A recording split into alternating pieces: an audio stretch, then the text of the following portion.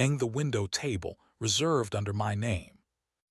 The text arrived while I was repairing a crack in a stranger's face.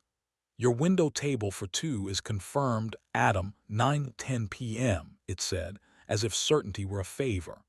I stared at the glowing message until the letters stopped trying to organize me.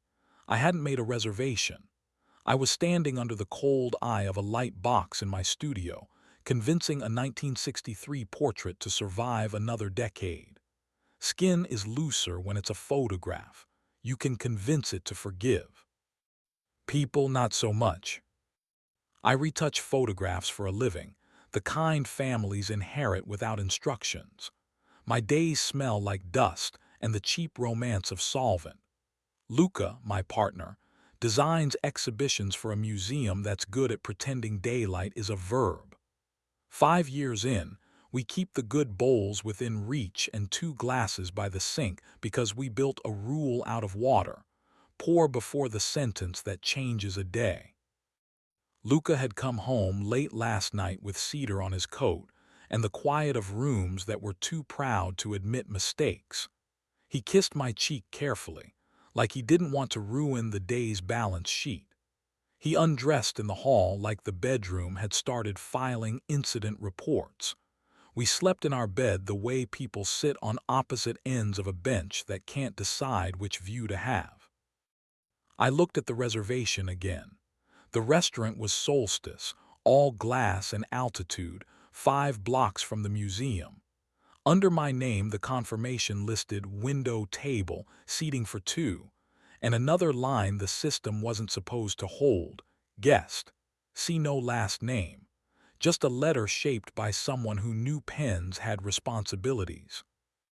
There are nights you wait. There are nights that make waiting feel like an affectation.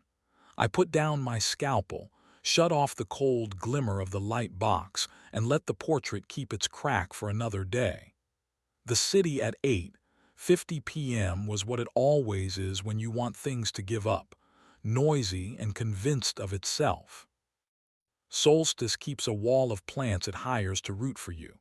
The host stand smiled at my ID like it believed in mercy. Right on time, he said, as if I were being polite. The window table waited, the city pressed against the glass like a rumor. A napkin lay on the plate across from me, folded with my name on it in a practiced hand. Inside, a single line, if you still want the truth, see. Callum arrived at 9:10 with his jacket open and his posture closed. Taller than in the photos you can't avoid if you live anywhere near a museum, dark hair in truce with humidity. A mouth that had learned how to be accurate without auditioning for sainthood. He smelled like cedar and the last hour of a lobby that thinks it can be kind. You came, he said, placing his palms on the back of the empty chair like he was steadying a witness. You wrote my name on a reservation, I said. It felt impolite to stand you up. He sat. The glass made small squares of light across his throat, a map that would have been easy to get lost in if I were the kind of man who forgives navigation too easily. 2 water glasses waited, sweating like they'd heard rumors. He filled both before a waiter could decide to be the story. I didn't want you to hear this from the version of him that still believes apologies are performances, Callum said. He thinks he's meeting me here to end something politely. He forgot I owe you the room first. How long? I asked, because theater makes bad stitches. 8 months, he said. No dressing. Rain and an elevator the first night. A lobby that sells permission with carpet. He texted me a photo of your breakfast once with a complaint about the exhibition labels, and I mistook that for virtue. I ended it twice. He sent paragraphs I hated respecting. Callum lifted a hand as if he might touch the napkin near my plate and stopped, his fingers suspended an inch above linen. The inch had weather. He watched my mouth the way men do when they believe truth needs an escort and their bodies are overqualified. He lowered his hand slowly, not proud. The restraint was indecently kind. My skin filed a petition, My ethics stamped it later. "He'll be 5 minutes," Callum said. I told him I wanted clarity. He thinks clarity means a speech. I wanted air.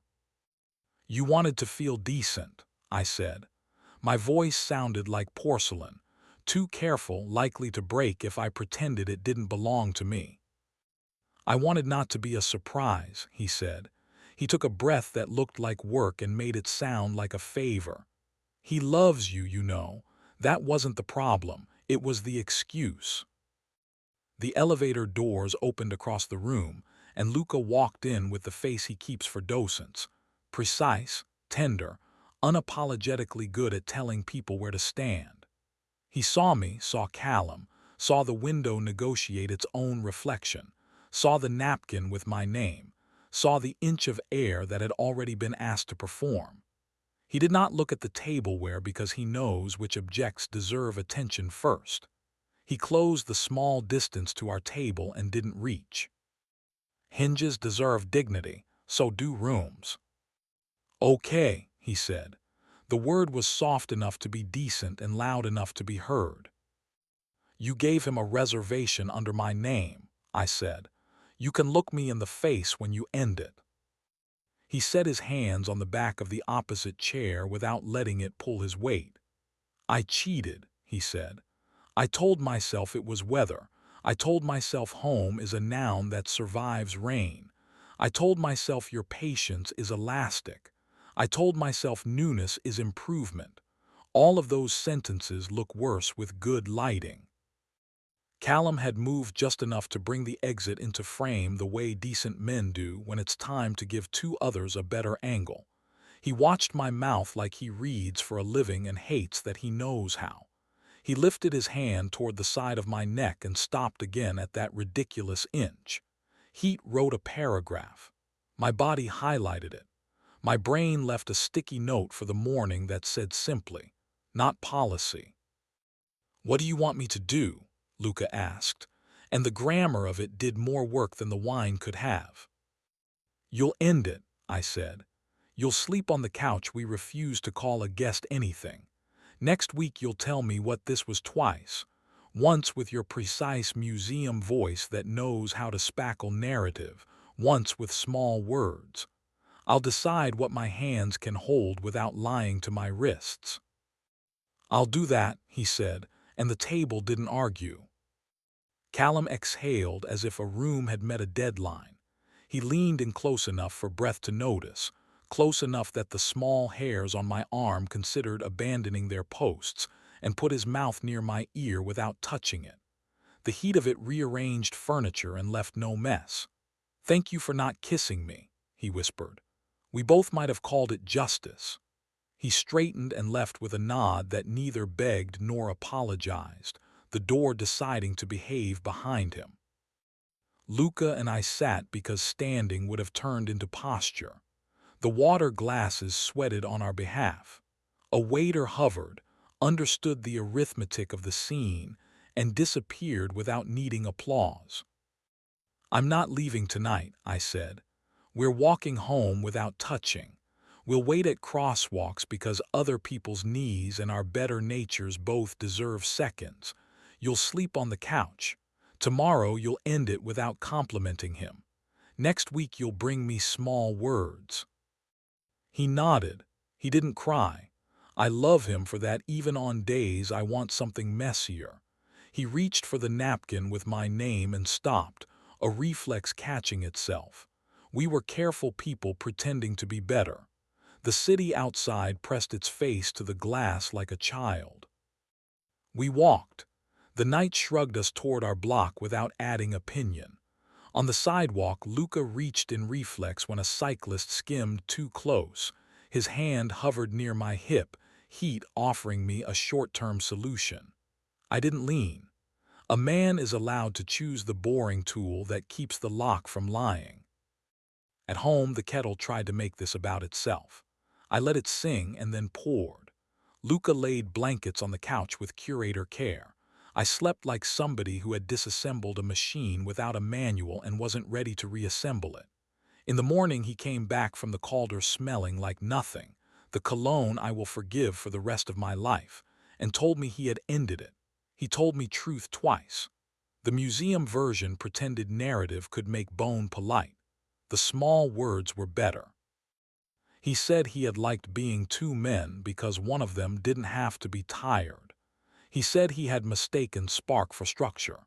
He said he could be one person if I let him do the work. I let him. That is the unmarketable part.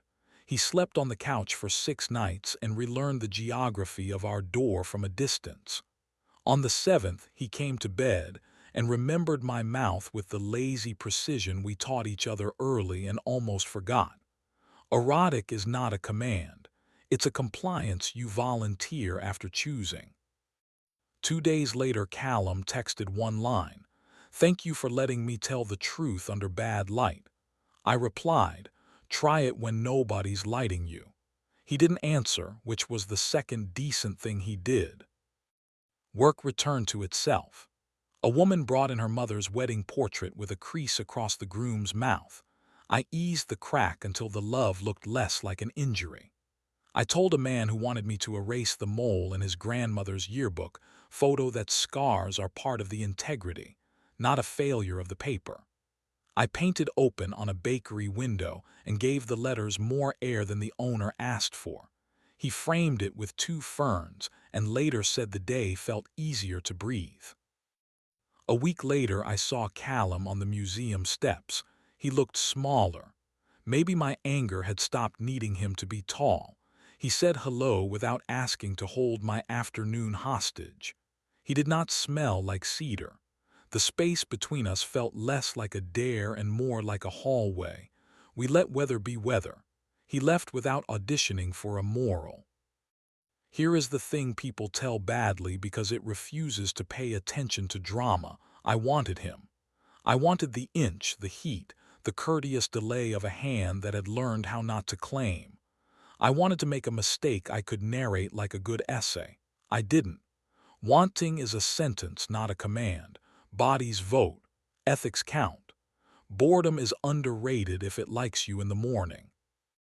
Luca and I adjusted the frame. 2 glasses before 3 sentences. Fewer reaches, better touch. We stopped letting the kettle define tone.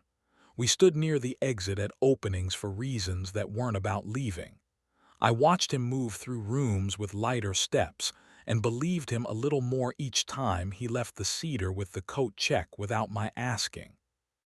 If another guest list puts my name where math belongs, I will bring water. I will sit where the exit is obvious and not call it cowardice. If a hand lifts toward my neck, I will let the inch exist and answer with a decision that survives noon. I will keep choosing verbs that keep us possible. End, stay, tell, work, touch, wait. And when I lay a sheet of gold on glass and feel breath catch in it before the shine announces itself, I will think about the night we argued for repair in a greenhouse built for spectacle. And I will call that deliberate air the most difficult thing I know how to make, and the only thing that still holds in daylight.